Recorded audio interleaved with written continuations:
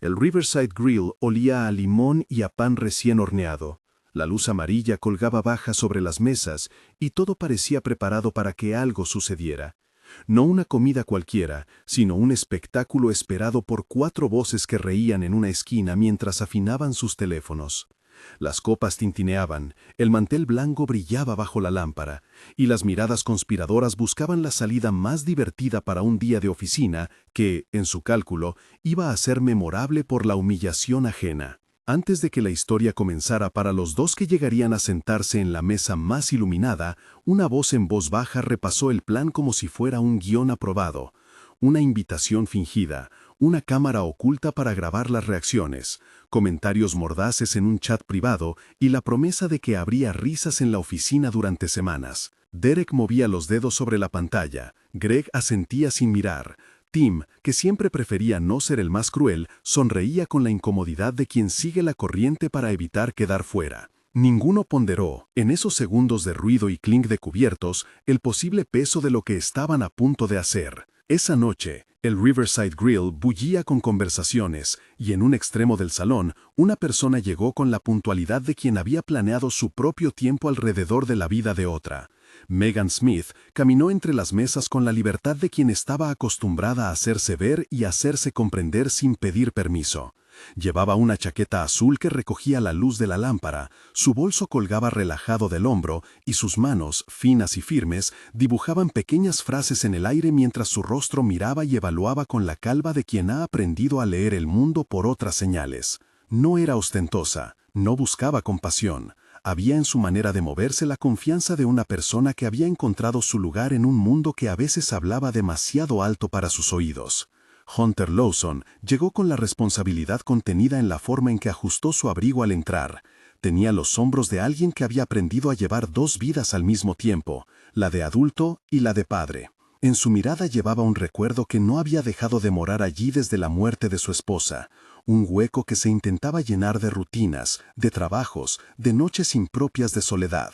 No traía a June con él. La niña de 7 años estaba en casa con una vecina de confianza y un cuaderno de dibujos en el que seguro ya había trazado volcanes imposibles. Hunter se sentó con calma, miró alrededor y por costumbre buscó la mejor forma de leer una mesa, la inclinación de una servilleta, la posición de los cubiertos, la dirección de las voces.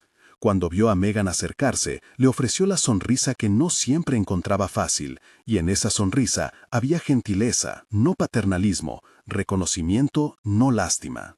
Tras el primer intercambio de saludos, la conversación empezó con temores de ambos, pequeñas aclaraciones sobre cómo querían comunicarse, si preferían que él hablara más despacio, si ella prefería que él observara para acompañar. Megan no hizo una gran declaración de su sordera, no la exhibió en una etiqueta, sino que la dejó presente en la manera en que sus manos marcaban el ritmo de sus palabras. Cuando ella signó, el movimiento era limpio, con pausas en el aire que parecían música visual. Hunter no solo entendió, respondió con las manos y con la voz, como si cada una de sus frases orales tuviera un doble en el lenguaje de las manos. Era una pertenencia heredada de su madre, quien le había enseñado a leer las manos como se lee un mapa, no por lástima, sino por amor. En la mesa de los conspiradores, las pantallas brillaban con la imagen de la pareja. Las risas eran ahora más contenidas, calculando los mejores cortes del video que terminaría en el chat del trabajo. El plan era simple y cruel. Provocar incomodidad en la cita, grabar la reacción de Megan cuando se diera cuenta de que era el objeto de un chiste, y después reírse de Hunter por su ingenuidad de padre soltero, expuesto como el blanco fácil de una broma. Nadie en esa mesa parecía preguntarse por la humanidad de los sentados al frente. En la conversación cerrada se deshumanizaba a la distancia, un fenómeno que permite, con la luz adecuada y el anonimato del grupo, que actos pequeños se vuelvan feroces. Pero la cita, como las cosas que están destinadas a cambiar la dirección de una historia, siguió por un camino que ellos no habían previsto. Hunter le habló de su hija con la naturalidad con la que un hombre cuida su memoria viva. Mencionó volcanes, el dibujo en el último cumpleaños, la manera en que June repetía frases de su madre sin saber que las repetía. Megan escuchó, sus manos se movieron con lentitud, y fue él quien, entre palabras, tradujo en gestos la ternura contenida. Ella respondió contando, con un gesto que era justo un refugio, que había aprendido a construir su propia fortaleza después de experiencias que la habían hecho cautelosa. No hubo espectáculo en sus palabras, hubo verdad. El mesero, un hombre con una sonrisa amplia que parecía nacido para apagar tensiones, pasó junto a la mesa con una bandeja y notó, sin saberlo, el contraste entre la calidez que nacía allí y la risa contenida que provenía de la esquina. Fue entonces cuando Derek, con una impulsividad que pretende ser graciosa, envió el primer fragmento del video a la conversación del grupo y añadió un comentario que pretendía ser fino, pero que olía a desprecio. En la pantalla del teléfono, la escena se reducía a imágenes, manos que se encontraban en el aire, la caricia contenida de un recuerdo, la complicidad naciente que no pedía licencia para existir. Pero cuando las luces del restaurante enfocaron a la pareja por accidente, un soplo de luz que derramó un brillo sobre las manos de ellos, la imagen que apareció en el video dejó de ser un espectáculo para se convertir en algo en lo que, por primera vez, los conspiradores no pudieron poner una broma sin sentirse mirados a su vez. Megan notó la tensión en la otra mesa primero por el leve cambio en el silencio. Su mano se detuvo en el aire, sus ojos buscaron a Hunter y encontró en él la misma sorpresa que sintió. No era que no supiera que podía ser objeto de burlas, había aprendido a sortear miradas curiosas desde joven, sino que, en ese preciso segundo, ella decidió qué quería ser, objeto o persona. Firmó con movimientos pausados una frase que Hunter entendió como una declaración de límites. No transcribiré las palabras de manera literal, porque la belleza de su lenguaje estaba en la expresión del rostro, en la forma en que su ceja se arqueó y su sonrisa no cedió. Él asintió, y en voz baja, dijo algo que no fue para el micrófono de nadie. Si esto tiene intención de herir, no me quedaré mirando. No permitiré que mi hija crezca pensando que esto está bien. Al escuchar aquello, Greg soltó una risa corta que se quebró antes de poder llegar a la crueldad. La pantalla del teléfono, tan real y fría, mostraba ahora no un blanco para la burla, sino dos personas con dignidad. Derek intentó forzar el tono otra vez y, de modo impulsivo, se levantó para encarar a la pareja. El plan era, según él, rematar la broma in situ con un mensaje preparado que implicaría la confesión de la trampa. Tim se quedó inmóvil, su sonrisa se desvaneció. Cuando Derek se acercó con paso decidido, sus manos temblaron con la adrenalina de quien hace algo que atempera su propia vergüenza. Fue el mesero quien, en el último instante, tomó la decisión que cambió el aire de la mesa. Con voz baja y mirada clara, explicó a Derek que había escuchado la conversación y que no podía participar de eso. Le dijo que el restaurante no era el lugar para convertir la vida de otros en entretenimiento. No habló en nombre de Hunter ni de Megan, habló en nombre de una decencia que, sencillamente, no parecía corresponderse con las risas en la esquina. Derek, sorprendido por la intervención, se quedó con la bandeja vacía de razones. La confrontación no estalló en insultos, algo más potente sucedió. Al ver la decisión del mesero, Greg bajó la mirada, luego los ojos se le llenaron, una sensación de culpa se le agolpó en la garganta como un nudo. No fue la voz de alguien externo la que lo conmovió, sino la escena íntima que la cámara había registrado sin edulcorantes. Hunter, hablando de su hija con una mezcla de cansancio y orgullo. Megan, signando con una expresión serena que no pedía compasión, sino autenticidad.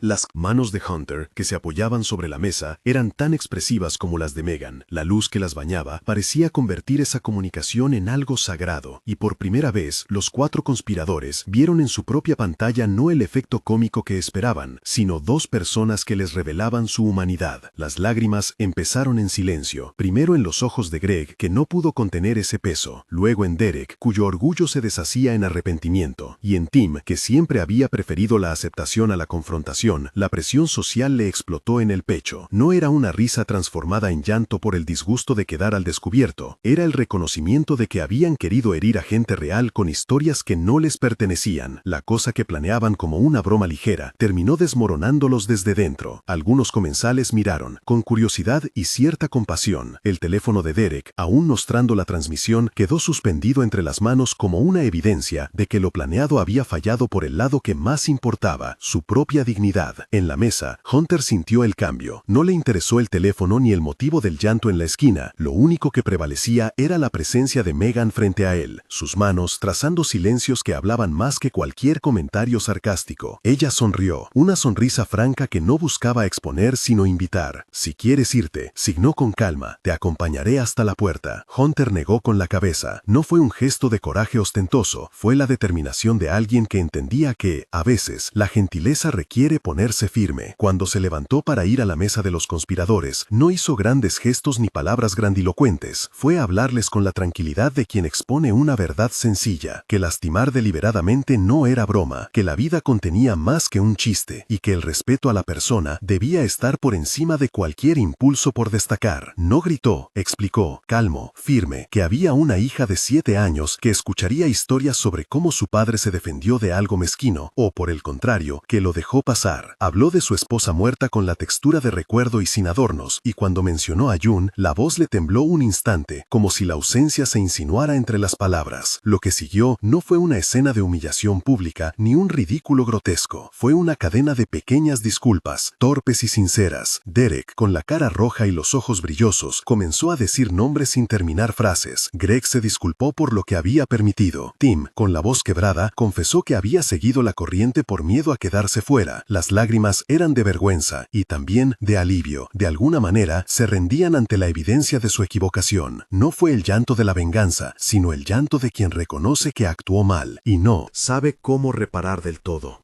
Megan observó sin ostentación. No hubo un acto triunfal de magnanimidad ni una teatralidad que aumentara la humillación. Sus manos dibujaron una pausa, y luego, con decisión, signó algo que Hunter interpretó como una invitación a dejar aquello atrás y a escoger cómo seguir. Habló de límites y de comprensión, y luego firmó una frase que, más simbólica que judicial, cerró el círculo de esa mesa.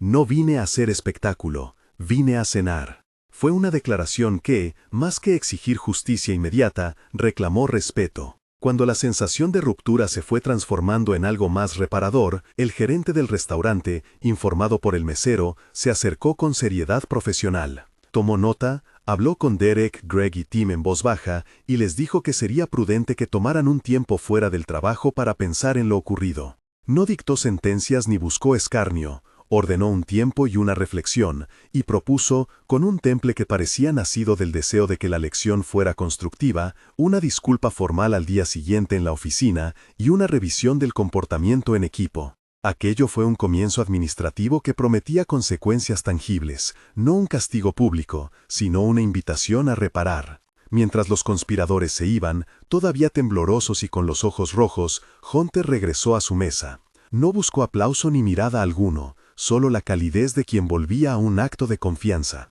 Megan le ofreció la continuación de la cena, y esta vez, sin que las manos necesitaran explicar nada, ambas sonrisas se volvieron hacia la conversación.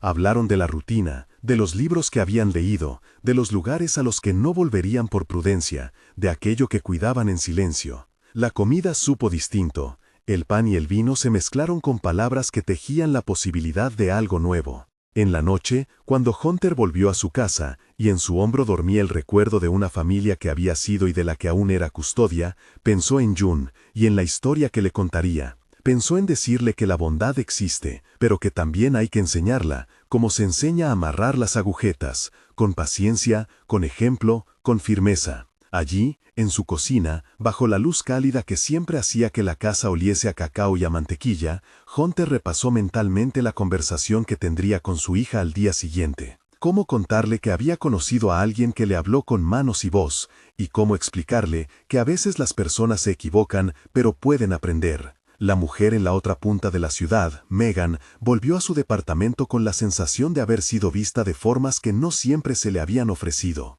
No se había presentado como víctima, ni esperaba aplausos, había ido a cenar, y se había permitido la posibilidad de una compañía honesta. Sus manos, al entrar en su sala, estaban calientes como si hubieran cobrado fuego por la conversación. Sacó un cuaderno, dibujó un pequeño signo que a ella le gustaba, y por primera vez en mucho tiempo, dejó que la idea de una segunda cita se instalara sin prisa. En algún lugar entre la casa de Hunter y la de Megan, los teléfonos aún mostraban el fragmento de video que había iniciado la broma. Pero la conversación del chat de trabajo cambió su tono. Ya no era un espacio de burla, sino un lugar donde, en medio del mensaje de culpa, algunos empezaron a preguntarse cómo reparar. Y aunque la reparación no borraría el intento, fue el primer paso hacia algo más humano. Esa noche, en la esquina del Riverside Grill, 3 hombres se quedaron con la sensación nueva y pesada de haber actuado mal. Lloraron, sí, pero no por la humillación propia. Lloraron por haber sido capaces de planear daño y por verse reflejados en la bondad que se negaron a imaginar. El llanto no arregló la noche, pero fue la primera rendija por la que entró la comprensión. La historia, sin embargo, no terminaba en esa mesa ni en la vereda del restaurante. Lo que allí se abrió tendría consecuencias, en oficinas, en conversaciones difíciles, en disculpas hechas con la voz temblorosa y en gestos que debían sostenerse en el tiempo. Y sobre todo, la semilla quedó plantada. Que la bondad auténtica, sin estridencias, puede transformar hasta la intención más pequeña de hacer daño. A la mañana siguiente, la ciudad parecía lavada por la lluvia nocturna. Los árboles brillaban húmedos y el aire traía un olor a tierra y a café recién hecho. Hunter se levantó temprano, no por obligación, sino por la inquietud que había dejado la noche. Fue a la cocina, preparó la leche de June y la calentó como siempre, con movimientos que ella conocía de memoria. Inclinar la tetera, escuchar el silbido aparlado, soplar la cuchara. June se desperezó en la cuna con esa calma de los que todavía no guardan memoria de vergüenzas ajenas, y Hunter sintió una punzada de ternura y responsabilidad que le cruzó la garganta como una miga de pan. Le contó la verdad a June como se cuentan las cosas sencillas, que había conocido a alguien amable, que a veces las personas actúan mal, pero pueden aprender y pedir perdón.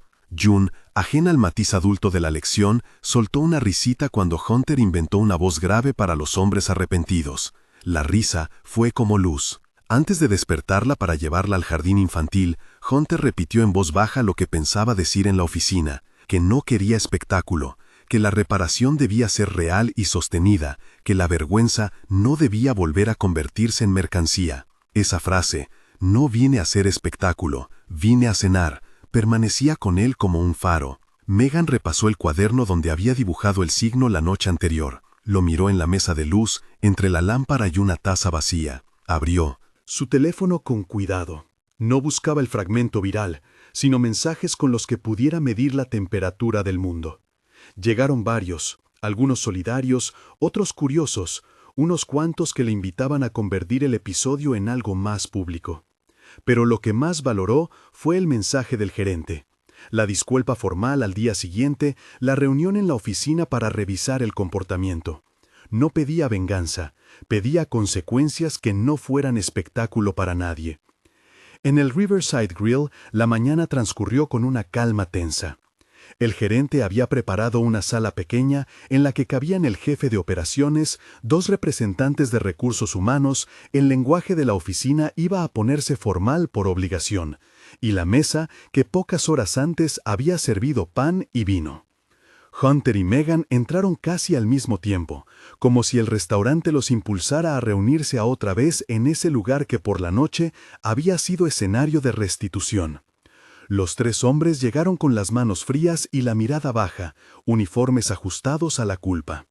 La reunión comenzó con el gerente marcando un camino. No se trata de castigo público, se trata de responsabilidad. El tono era exacto, sin dramatismo, lo que hacía la escena más dura aún. Derek, Greg y Tim intentaron articular algo que no fuese una excusa. Las palabras, al principio, fueron torpes. No pensamos, no era la intención, fue una broma. Las frases salían como quien intenta desempolvar un objeto que se ha vuelto quebradizo. Luego vino la confesión más honesta, la que corta y desnuda. Lo planeamos, sabíamos que habría risas. Fue Derek quien dijo eso, y la sala se hizo pequeña. Hunter los miró sin odio, la mirada no necesitó elevar la voz. Dijo, con la misma calma de la noche anterior: no quiero que me miren como si fuera un trofeo de su ridícula valentía. Quiero que entiendan qué hicieron y que dejen de repetirlo. Quiero reparación para lo que me pasó y garantías de que no le pasará a otros. No pidió que los echaran de inmediato, pidió transparencia, educación y acciones. Y quiero que pidan perdón a Megan también, añadió, porque era ella quien había sido objeto directo de la broma, aunque Hunter también había recibido humillación y complicidad. Los hombres desarmados comenzaron a describir el lugar desde donde habían actuado. El miedo a no encajar, la necesidad absurda de probarse ante otros, la risa fácil que se había enseñado como escala social. Greg habló de su padre, que celebraba burlándose de cualquiera que se apartara del grupo. Tim contó una versión de su infancia en la que la risa extensiva era moneda corriente. No fue una apología, fue un mapa de cómo la crueldad se multiplica cuando se vuelve costumbre. Sus lágrimas no volvieron a cambiar la noche, pero sí abrieron caminos. Los encargados de recursos humanos propusieron medidas concretas. La disculpa formal frente a todo el equipo dentro de 2 días, la inscripción obligatoria a un taller de sensibilización sobre acoso y límites, sesiones de mediación con un facilitador externo, y una revisión de las políticas internas sobre conducta. Hunter pidió además algo más práctico: la implementación de canales seguros para denunciar y la reparación simbólica a la comunidad de clientes, a fin de que la lección no quedara solo entre ellos. No quería que se convirtiera en un ritual de corrección que no cambiara hábitos.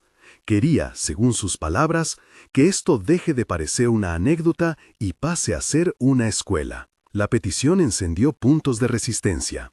Hubo quien dijo, con lástima, que todo aquello era exagerado. Otros recordaron que el video corría en redes y que, si no se tomaban medidas, la reputación de todos podía verse afectada. Entre esos extremos emergió una discusión necesaria: si la reparación debía ser privada o pública. Hunter mantuvo su postura. La humillación pública no le servía. La verdad pública, sí. Quería que se hablara sin espectáculo, que se explicara qué pasó y por qué era inaceptable. Cuando la reunión terminó, hubo un silencio que pesaba como la tapa de una caja cerrada. Los hombres salieron con la sensación de haber sido vistos en crudo.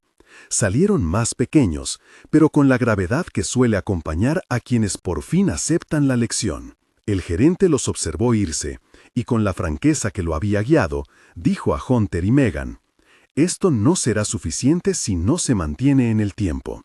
Contaré con usted para que diga si las medidas sirven». Hunter asintió.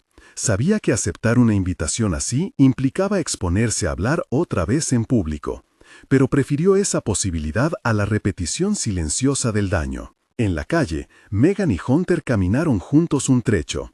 No hablaron de cada detalle, solo compartieron la sensación de que algo había comenzado a moverse. Hunter habló de June, de cómo la pequeña aprendía rápidamente la bondad de las personas que la rodeaban.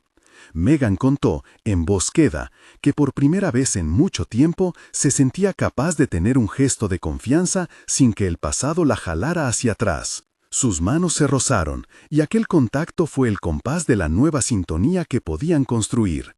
No un romance estrepitoso, sino una afinidad que se sostenía en el respeto. En la oficina, el chat de trabajo se convirtió en un termómetro público. Algunos participaron en discusiones constructivas, otros guardaron silencio. Quienes antes habían reído, ahora se sentían incómodos al mirar su propio historial de mensajes. Un grupo de colegas, que no había estado presente en la broma, decidió organizar una pequeña sesión informativa sobre acoso en el lugar de trabajo. Aquello era un gesto cotidiano, casi modesto, pero eficaz. La conversación dejaba de ser un rumor para convertirse en tarea. Derek, Greg y Tim comenzaron a cumplir los pasos que les habían encomendado. Sus primeras sesiones con el facilitador fueron un ejercicio de humildad. Hablar de la propia ignorancia con otros hombres resultó ser más difícil de lo que pensaron. O imaginaban. Las defensas aparecen en el primer párrafo de la explicación. Sin embargo, la insistencia en no convertir la culpa en una etiqueta indefinida también les permitió trazar una ruta: aceptar responsabilidad, reparar y aprender. En una de las sesiones, Greg escribió una carta que leyó en voz alta. «Me di cuenta de que la valentía no es humillar, es detenerse». Sus palabras no borraron la broma, pero dieron aire a la posibilidad de una verdadera metamorfosis. Mientras las ruedas administrativas comenzaban a girar, la vida cotidiana reclamó su espacio. Hunter llevó a June a la plaza, la observó en el columpio y se sorprendió de lo rápido que olvida el mundo lo que a los adultos les pesa. Megan, por su parte, tuvo que confrontar la decisión sobre si debía publicar o no un testimonio sobre la noche anterior. Decidió esperar. Prefería que su voz saliera cuando supiera que la reparación era real y no un grito pasajero en una ventana pública. En la casa de Hunter, la conversación con June se volvió un rito ligero. Preguntas, cuentos, una pequeña lección sobre cómo mirar a otros con ojos que no buscan triunfo, sino cuidado. Hunter le enseñó a June a decir «¿estás bien?» en vez de reírse de la torpeza de otro.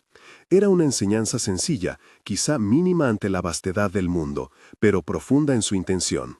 Los días que siguieron no fueron heroicos ni espectaculares, fueron más bien una sucesión de gestos pequeños.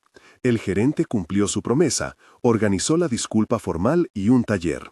En esa disculpa, frente a todo el equipo, Derek habló primero, con voz rota pero presente. Las palabras fueron medidas y no siempre elocuentes. Hubo titubeos, algunas ofrendas vacías, pero también momentos de verdad. Megan aceptó la disculpa con la reserva que otorga el tiempo. Hunter la acompañó con su silencio atento. Para muchos en la sala, la escena fue una lección de humanidad, que el reconocimiento del error puede ser feo y necesario. Por la tarde, en un bar pequeño no lejos del Riverside, Megan escribió en su cuaderno. Dibujó el signo que ya conocía y añadió una frase bajo él. La bondad se aprende. Más tarde, cuando Hunter le envió un mensaje proponiendo un café sin cámaras y testigos, ella respondió con un simple sí. No fue un sí de urgencia, ni de certeza, fue un sí prudente, curioso, como quien abre una puerta y espera no encontrar tempestades, sino un pasillo para recorrer. La semilla plantada en esa mesa, la de que la bondad auténtica puede transformar, no prometía milagros instantáneos, prometía trabajo. Y el trabajo comenzó en oficinas y en conversaciones, en talleres y en conversaciones domésticas donde se enseñaba a una niña a mirar con cuidado. En los hombres, la lección mordía más que la culpa, tocaba raíces, hábitos, formas de pertenecer. En Megan y Hunter, la posibilidad de algo nuevo crecía con la lentitud de quien no pretende apresurar lo que debe crecer con firmeza. Y así, entre disculpas que buscan sentido, entre pasos torpes hacia la reparación, la ciudad siguió su curso. Lo que había empezado como una broma se transformó en un ejercicio de vigilancia moral. Ahora quedaba ver si la vigilancia duraría más allá de la noticia, y si las decisiones tomadas se tradujeran en cambios verdaderos. Hunter pensó en eso la noche antes de la disculpa pública, y, antes de dormir, le contó a June una historia inventada sobre un picnic donde todos aprendían a compartir. June, adormeciéndose, murmuró que compartir era mejor que reírse de alguien. Hunter cerró el libro con cuidado, como quien cierra una puerta y sabe que mañana habrá que abrirla de nuevo para comprobar si la lección quedó dentro. Al día siguiente de la disculpa formal, el taller se extendió en capítulos menores, ejercicios de escucha, roleplay incómodo, ejercicios prácticos para reconocer límites y para intervenir sin aplausos. El facilitador movía las piezas con delicadeza, pedía ejemplos concretos, nombraba gestos que antes no se nombraban. Si ves que alguien se ríe de otro por su torpeza, no te rías con él, dijo en un momento, y la frase quedó suspendida como una especie de mandato sencillo y distante de cualquier retórica. Los hombres en la sala lo repitieron en voz baja, como si aprendieran una palabra nueva en otro idioma. Derek, Greg y Tim volvieron a la sala con esa mezcla de vergüenza domesticada y ganas de reparar. No fue una única epifanía, sino una sucesión de pequeñas renuncias. Dejar de contar un chiste, corregir a un colega, disculparse por un comentario que en el pasado habrían minimizado. Greg, que había escrito aquella carta, comenzó a visitar la cocina del edificio, con la intención de preguntar a los que limpiaban cómo podían cambiar la dinámica. Sus intentos fueron torpes, ofrecía ayuda en los horarios menos convenientes, confundía intenciones, buscaba razones donde bastaba escuchar. Pero la gente advirtió el esfuerzo, y eso abrió conversaciones que antes no hubieran existido. Derek, en casa, lidiaba con otra dificultad. Su esposa notaba los silencios que no estaban allí antes. Jaime, con ojos que se acostumbraban a leer entre líneas, le pedía detalles, y él temía que cualquier explicación sonara a justificación. Aprendió a no dar explicaciones al vuelo, practicó en voz baja: «Lo siento, me equivoqué», y dejó espacio para que aquel perdón fuera recibido, no exigido. Fue un aprendizaje lento, con tropiezos. En una cena, cuando una broma involuntaria volvió a asomar, Derek la detuvo antes de que alcanzara su destino. No hubo fanfarrias, solo una mirada de alivio en la mesa. Jaime tomó la mano de Derek y no dijo nada. El gesto bastó. Tim, por su parte, tuvo días peores. La vieja costumbre de banalizar la vulnerabilidad retornó como un resfrío. En una pausa de autorreferencia cotidiana, intentó volver a su antigua risa con los muchachos. Fue el facilitador quien lo llamó aparte. Le ofreció un modelo distinto: admitir el impulso y pedir ayuda para sostener la intención. Tim lo hizo con voz trémula. «No sé ser así todo el tiempo», confesó. «No es que sea valiente todo el día». El quehacer coquiñano volvió a recordarle que la valentía sostenida es, sobre todo, disciplina. Mientras tanto, la ciudad siguió con su rumor habitual, pero con una nota distinta. Las conversaciones sobre el incidente no se extinguieron, se transformaron en algo más preciso. Algunos colegas se mostraban escépticos, otros solidarios. En el bar aquel donde Megan escribió «La bondad se aprende», varios empleados comentaban la sinceridad de la disculpa y la tímida compostura de los agresores. Hubo quien dijo que se trató de un espectáculo, y hubo quien defendió la posibilidad de cambio.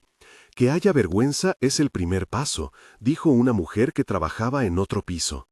La ciudad, que es un organismo de saliva y rumor, empezó a degustar la posibilidad de que la vigilancia moral no fuese un momento sino una práctica. El café sin cámaras que Hunter propuso supuso un territorio nuevo. Se encontraron en una cafetería con mesas pequeñas, sin música invasiva.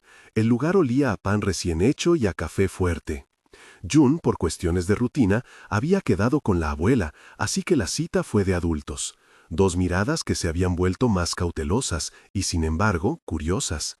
No hablaron primero de la noche infame. Empezaron por las cosas mínimas, los libros que cada uno había leído, la absurda obsesión del barista por la espuma perfecta, la manera en que la ciudad transforma las tardes.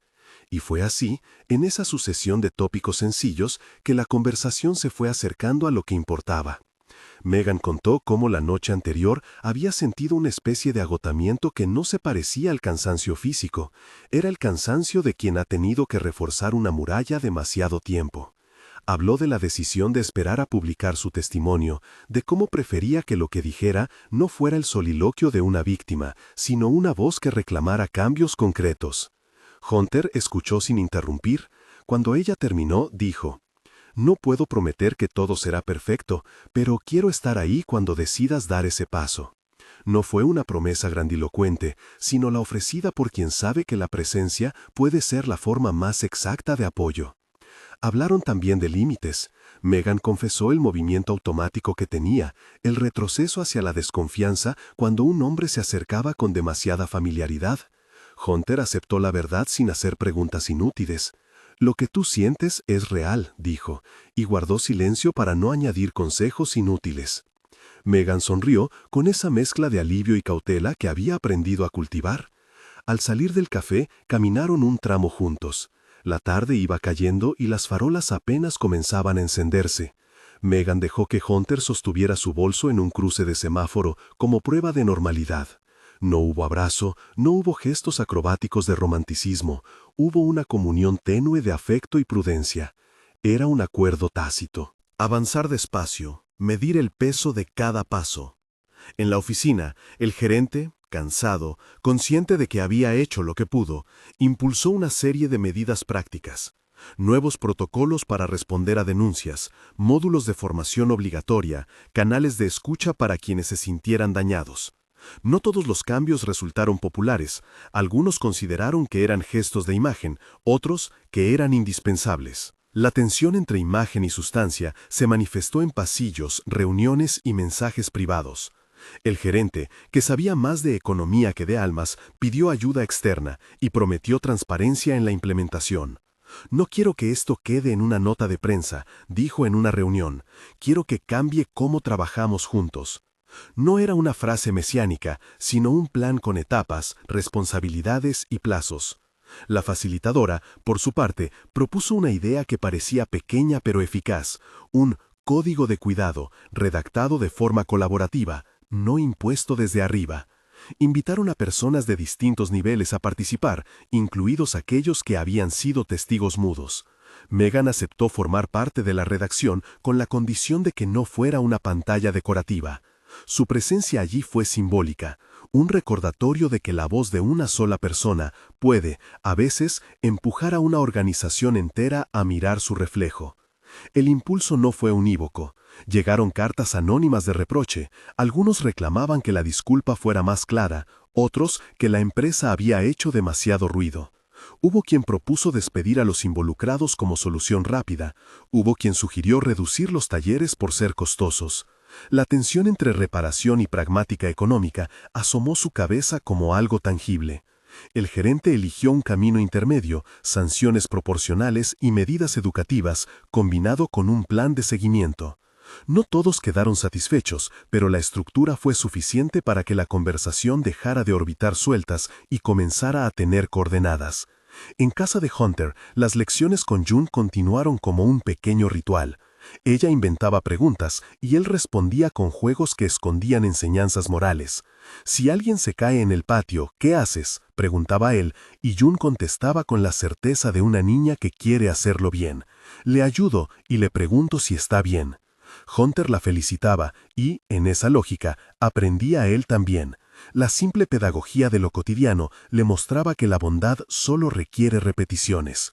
En una de esas tardes, June le contó que en la escuela habían hecho un dibujo sobre cómo ser buenos con los demás, y en su imagen las figuras eran toscas pero claramente sujetas por manos que se ofrecían. Hunter guardó el dibujo en la nevera como quien conserva una verdad pequeña y esencial. La metamorfosis, cuando se ve de cerca, no tiene picos de música épica.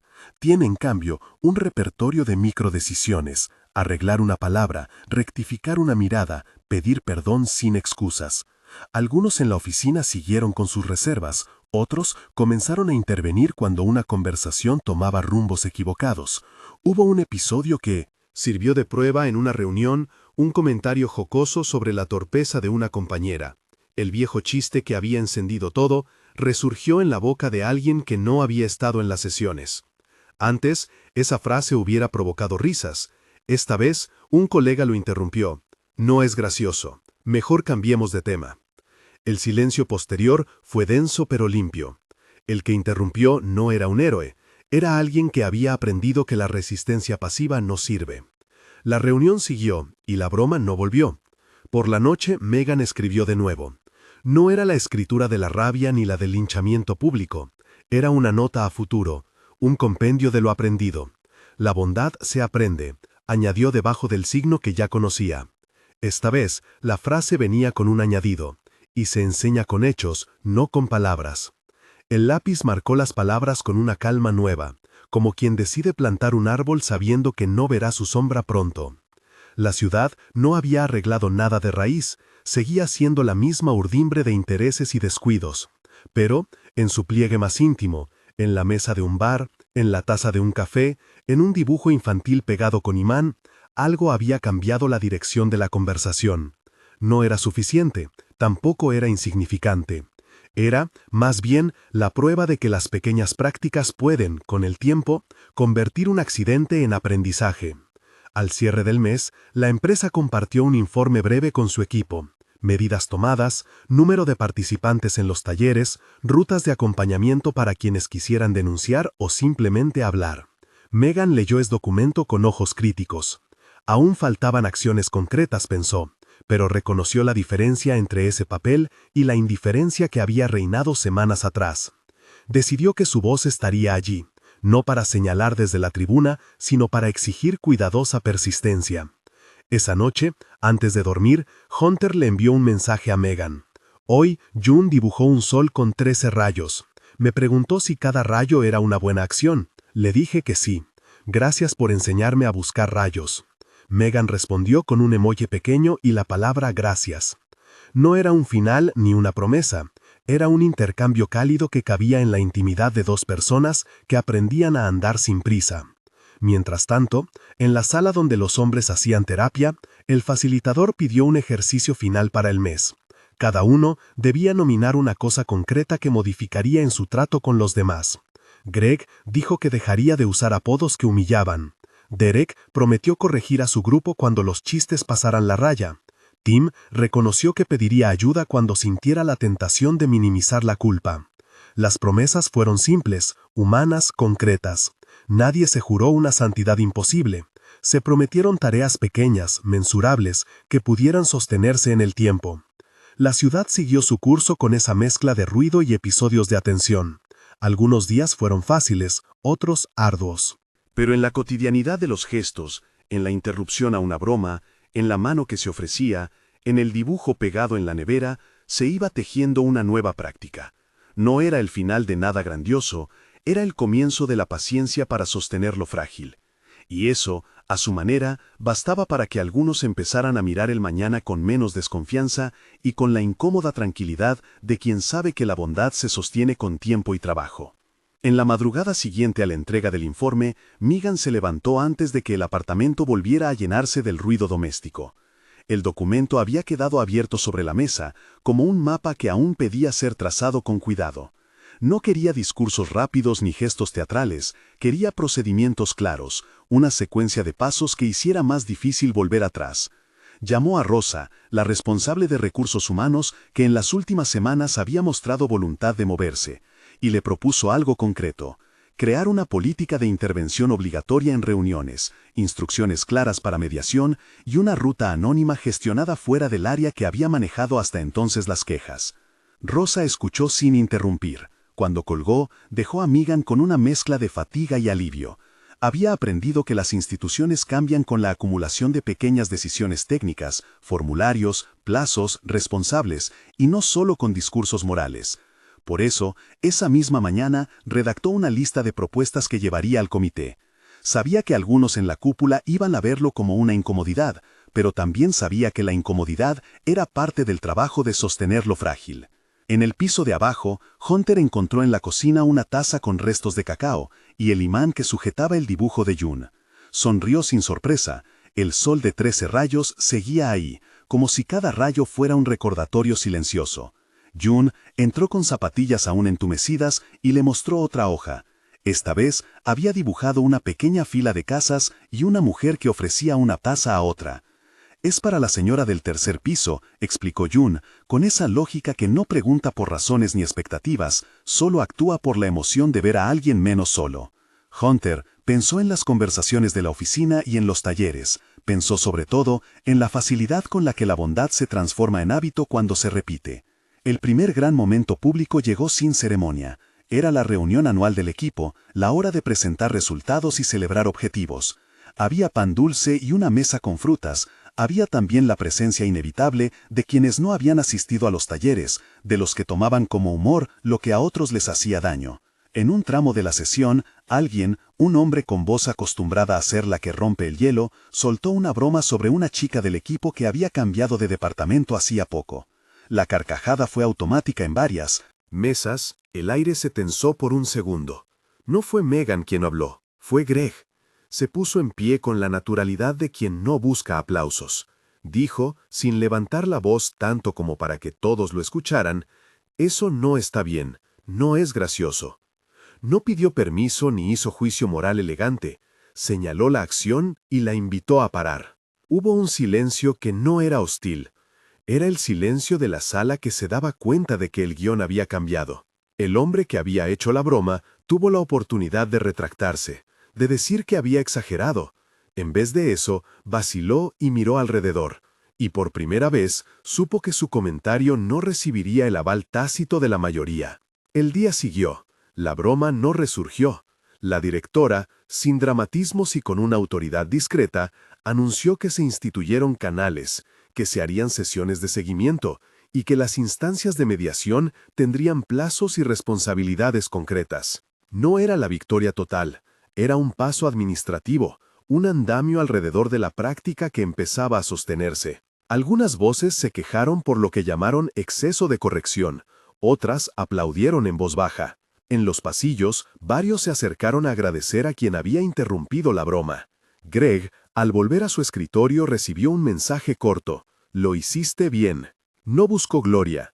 En la terapia de los hombres, la noticia circuló como un viento distinto. El facilitador abrió la sesión con la pregunta que ya empezaba a ser ritual: ¿qué practicaron esta semana? Derek dijo que había corregido a uno de sus amigos. Greg habló de la dificultad de sostener la corrección frente a la risa de otros. Tim contó que había entrado a una conversación y cuando escuchó un comentario que conocía, se marchó antes de darle fuerza. Ninguno decía heroísmos, relataban ejercicios pequeños que aunaban vergüenza, decisión y trabajo duro. El grupo acordó introducir un nuevo paso. Cada uno se comprometió a registrar una acción reparadora cuando supieran que habían sido parte del problema. Una llamada, una disculpa, una rectificación pública si hacía falta, y a compartirla en la siguiente sesión. No faltaron retrocesos. Pasaron semanas en las que algunas conversaciones volvieron a bordear lo cómodo de lo inconveniente. Hubo un almuerzo en el que dos personas, ebrias en la seguridad de su confianza, contaron historias que rozaban el maltrato. Alguien en la mesa intentó llevar la charla hacia lo anecdótico. Una mujer que no había participado en los talleres, una nueva empleada, se levantó, pidió la palabra y dijo con calma: «No me gusta eso, prefiero cambiar de tema». No hubo más risas. El que había empezado a hablar calló, no tanto por miedo a la sanción como por la súbita claridad de que sus historias no eran bienvenidas. La ciudad, por su parte, continuó haciéndose notar con su ritmo absurdo. Obras que retrasaban su entrega, anuncios que invadían las veredas, barrios que envejecían de formas diferentes. Pero en algunos lugares la conversación había cambiado. En una escuela cercana, la maestra de June decidió que cada semana se dedicaría un rato al trabajo de amabilidad, una actividad en la que los niños dibujaban, contaban o actuaban formas concretas de ser buenos. June llevó sus soles y sus casas con tazas. Enseñó a sus compañeros el gesto de ofrecer sin esperar méritos. La maestra colgó los dibujos en la pared, y la fila de casas de June se mezcló con las otras hasta formar un mural sencillo que en su modestia articulaba la idea de que los hábitos se educan. Megan recibió una oferta de trabajo indirecta, un correo de una consultora que proponía llevar su metodología a otra compañía. Por un instante la idea de alejarse hizo cosquillas en su día a día, pero al mirar el informe, las promesas, los rostros de quienes habían empezado a cambiar, entendió que su compromiso no era un proyecto profesional, sino un proceso que todavía necesitaba sostén. Rechazó la oferta con una nota medida. Prefería quedarse para asegurarse de que las medidas se consolidaran, de que los formularios no quedaran en un cajón, de que las rutas anónimas se operaran con rigor. Decidió además ayudar a diseñar un protocolo de seguimiento que incluyera a la comunidad y a terapeutas externos. La noche en que la política se aprobó formalmente, un texto con plazos, sanciones y rutas de reparación, Megan no celebró con champán. Fue menos teatral. Envió un mensaje a Hunter que decía solo «sigue siendo trabajo», y luego fue a la cocina a hacer té. Hunter le respondió con un gif de June riendo. En la madrugada, cuando la ciudad dormía, cruzaron mensajes de pequeño alivio. June, sin conocer la burocracia, seguía preguntando si cada rayo correspondía a una buena acción. A veces salía del colegio con una bolsita de galletas para la señora del tercer piso. En la simplicidad de ese gesto había una lógica que los adultos a menudo complican demasiado. El clímax no llegó como un estallido, sino como una acumulación que ganó densidad. Un compañero que había mostrado resistencia se vio ante una queja formal, no por una broma casual, sino por una conducta reiterada que, con documentación y testimonios, quedó en manos de la nueva comisión de revisión. Lo esperado por algunos era una defensa defensiva. Lo que ocurrió fue distinto. La persona pidió ayuda. No fue un acto redentor, pero sí fue una decisión que los que habían pasado por el proceso reconocieron como el inicio concreto de una responsabilidad. Fue también una prueba para el sistema. Si el procedimiento funcionaba y se aplicaba con justicia, eso reforzaría la credibilidad de las medidas. Si se doblaba ante presiones, todo volvería a su estado anterior. Las resoluciones fueron pausadas. Hubo sanciones proporcionales, procesos de mediación que tomaron tiempo y, en algunos casos, ofertas de terapia. Las victorias se midieron en días sin incidentes. en denuncias atendidas con profesionalismo, en la reducción de rumores como moneda de intercambio. El clímax no llegó como un estallido, sino como una acumulación que ganó densidad. Un compañero que había mostrado resistencia se vio ante una queja formal, no por una broma casual, sino por una conducta reiterada que, con documentación y testimonios, quedó en manos de la nueva comisión de revisión. Lo esperado por algunos era una defensa defensiva. Lo que ocurrió fue distinto. La persona pidió ayuda. No fue un acto redentor, pero sí fue una decisión que los que habían pasado por el proceso reconocieron como el inicio concreto de una responsabilidad. Fue también una prueba para el sistema. Si el procedimiento funcionaba y se aplicaba con justicia, eso reforzaría la credibilidad de las medidas. Si se doblaba ante presiones, todo volvería a su estado anterior. Las resoluciones fueron pausadas. Hubo sanciones proporcionales, procesos de mediación que tomaron tiempo y, en algunos casos, ofertas de terapia. Las victorias se midieron en días sin incidentes, en denuncias atendidas con profesionalismo, en la reducción de rumores como moneda de intercambio. No todo se solucionó. Hubo personas que se marcharon, otras que se cansaron, y algunas que permanecieron con la amargura intacta. Pero también hubo quienes, frente a la dificultad de cambiar, aprendieron a pedir ayuda. La última escena que la ciudad dio antes de que el año cerrara con su habitual mezcla de luces y cuentas fue igualmente modesta. Megan y Hunter sentados en la sala, June acostada entre ellos con un libro abierto sobre su regazo. En la mesa, junto al imán con el dibujo, había un cuaderno nuevo. Un lugar donde los pequeños actos se anotaban como si fueran semillas. No era para controlar las buenas acciones ni para contabilizarlas. Era un espejo discreto para recordar que el trabajo de sostener la bondad exigía constancia. Megan escribió la primera entrada. Intervenir sin teatralidad. Seguir el plan. Hunter, con la caligrafía inestable de quien escribe con una mano y su hija en brazos, añadió, responder con cuidado. No cerraron con respuestas rotundas, dejaron abiertas rutas. Sabían que la ciudad seguiría siendo un entramado de descuidos y afectos, de torpezas y actos nobles. Lo que habían tejido en los meses previos no garantizaba un final novelesco, garantizaba una disciplina nueva, la de no dejar pasar el mal porque era cómodo, la de intervenir sin buscar fama, la de enseñar a los niños a contar rayos y casas con tazas. Esa disciplina, más que el informe, más que los talleres, era el verdadero cambio. June bostezó y cerró el libro con cuidado. En el silencio que vino después, Megan pensó en la metáfora del árbol que no da sombra pronto. Recordó la nota que escribió meses atrás y sonrió con una fatiga dulce. Afuera, la ciudad respiraba lo de siempre. Adentro, una familia y algunos compañeros sostenían, con actos repetidos y conversaciones a veces incómodas, la apuesta de que la bondad se aprende, se enseña y, sobre todo, se practica. No era suficiente. Era suficiente por ahora.